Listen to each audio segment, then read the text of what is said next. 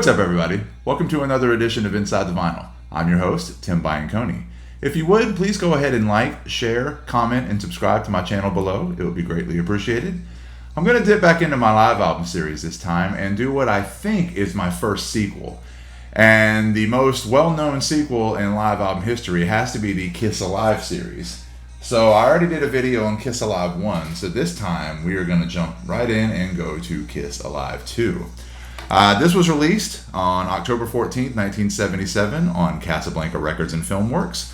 It was recorded during the Love Gun tour. The dates that I found on Wikipedia show it was recorded nights April 2nd, 1977, as well as August 26th through the 28th, 1977. And I think the August dates were the famous LA Forum shows that were mostly used for this album. It's a double platinum album. It's been certified double platinum for sales of over 2 million copies, although Kiss would say it sold much more than that. And it reached number 7 on the Billboard charts, higher than Alive 1, and actually allegedly sold more than Alive 1, but again, only certified at double platinum. One of the coolest things about this album is that there are no repeat tracks from Alive 1. It's all stuff from either Destroyer, Rock and Roll Over, or Love Gun. And then, of course, there's 5 new tracks on the last side of the second record. So let's go ahead and take a look at this before we talk more about the album. So again, here we go. There is the cover of Alive 2, in big, bold letters with a big Kiss logo, and then 4 small pictures of the band on the bottom. So there's the front. Here is the back. Now, for anybody that might be zooming in on this to see if this is an original issue or not, this is not. This is the 40th anniversary reissue that Kiss did with all of their albums back in, I think, 2014. So right there, the way you can tell is you can see the Mercury logo right there up in the corner of the album. So this is not an original issue, although these don't seem to be too hard to find in used record stores. But at the time, I couldn't find anything, and I had a buddy who was a trucker who rolled into a record store somewhere in South Carolina and was like, "Oh, is there anything here you want?" And I mentioned Alive 2. And he was like, "All right, cool, I got it for you. They got it right here." So I was thinking he was going to come home with maybe a $10, maybe $20 original issue. And when he got here, he showed me this, all still in shrink wrap, all brand new, and it was like $40. I was like, ugh. But still, very nice record. These reissues were very well done, in my opinion. So again, front cover, back cover, bigger pictures of the band, track listings, whatever.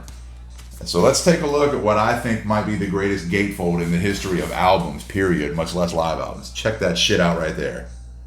Now, from what I heard on Eddie Trunk's show, or maybe a post on Twitter, I'm not sure, they never actually blew up this much shit all at once on this tour.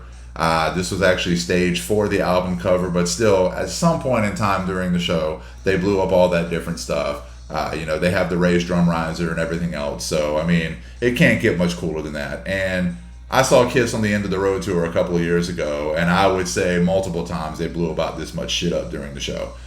So again, one of the coolest gatefolds in the history of rock and roll, and definitely the coolest gatefold in the history of live albums. So, very neat. So let's take a look and see what's inside the vinyl. Alright, so I'm going to pull out the second record first. So again, on one side, just a crowd picture. What I assume is maybe a crowd at any point on the tour, or maybe the LA show, I'm not sure.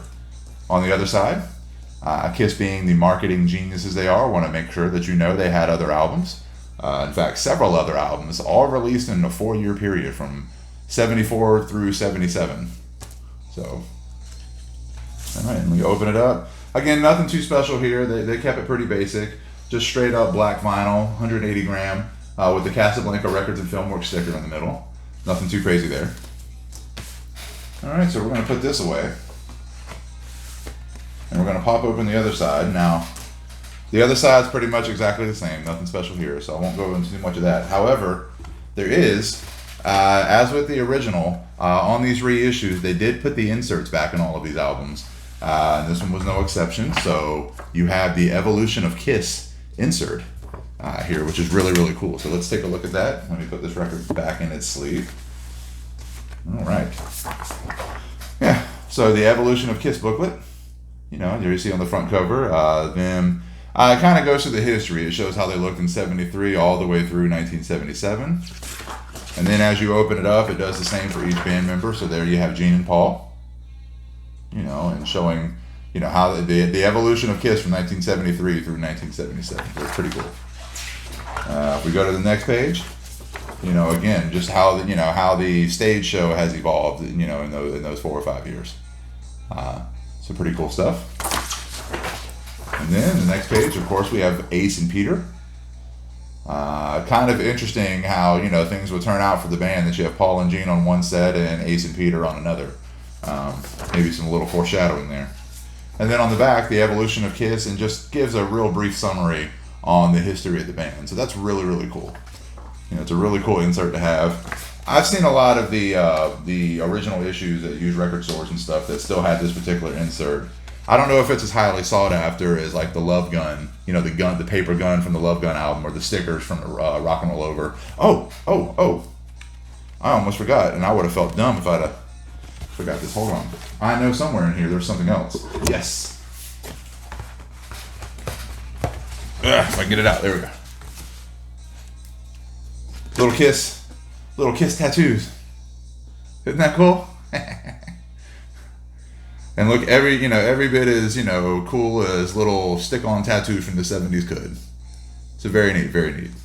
I'm glad I caught that, because otherwise I'd have had to go refilm this later or film an extra little piece and splice it in, and that always looks stupid. So, all right, so let's put all this back together. Maybe. All right, there we go. So there it is, Kiss Alive 2. So let's talk about this record for a second. As I said, it's certified double platinum. You reached number 7 on the Billboard charts, and it's 4 sides. Whether you bought it on cassette or record, it's a 2 record set, two cassette set. The first 3 sides are all live, and again, it's all stuff from either Destroyer, Rock and Roll Over, or Love Gun. They did not have any repeat tracks from Alive 1. And then the last side, let's go through first. You have all the hits from those records. Detroit Rock City, Love Gun, Calling Dr. Love, Shock Me with a badass guitar solo at the end, Hard Luck Woman, Beth. Who doesn't love Beth? God of Thunder with a pretty thunderous drum solo in the middle. And then, of course, it all ends with Shout It Out Loud. And there's, several other songs sprinkled in there too. 15 live tracks total. Really amazing. Great performances.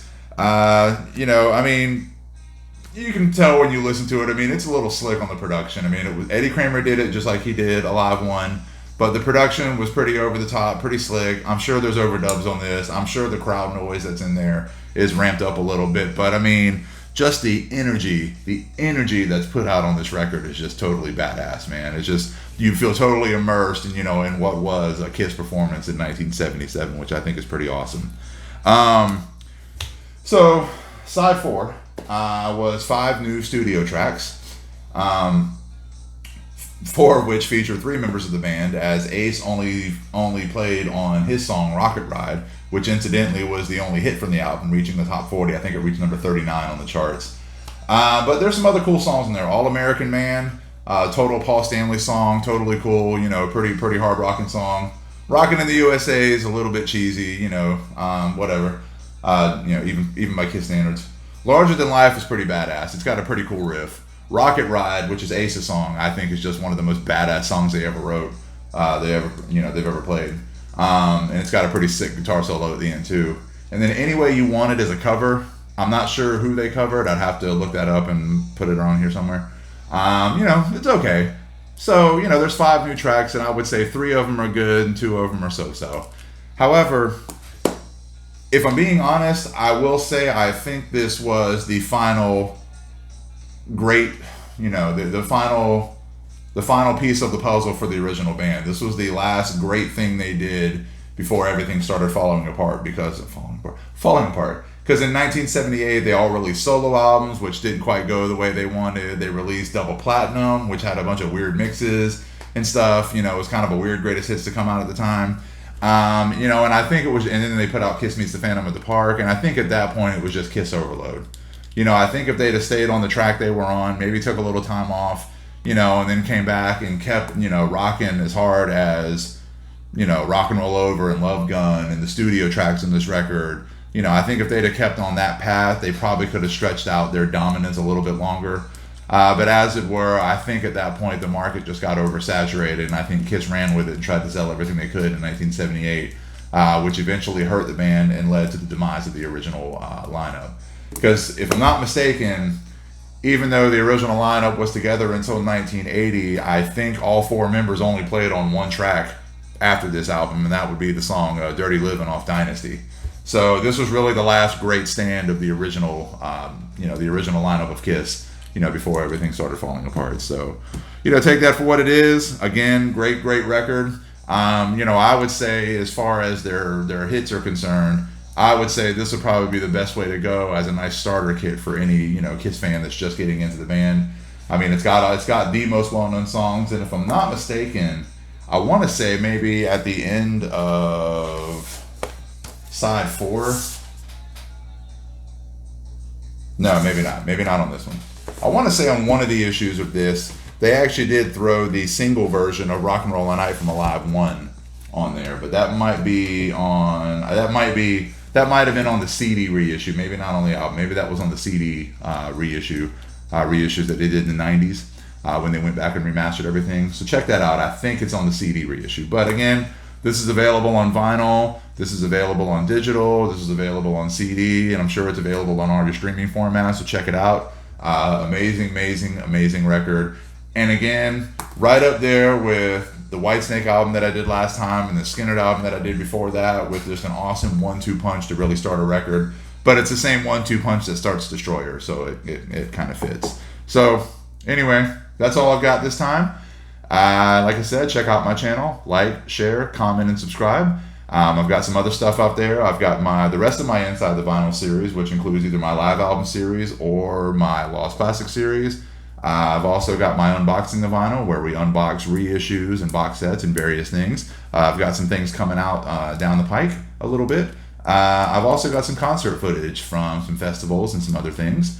Exit 111, Welcome to Rockville. There's footage from a Kiss concert and some other stuff. And I've also got some crappy disc golf videos if you want to check those out. So again, like, share, comment, and subscribe to my channel, and we will see you next time. Peace out.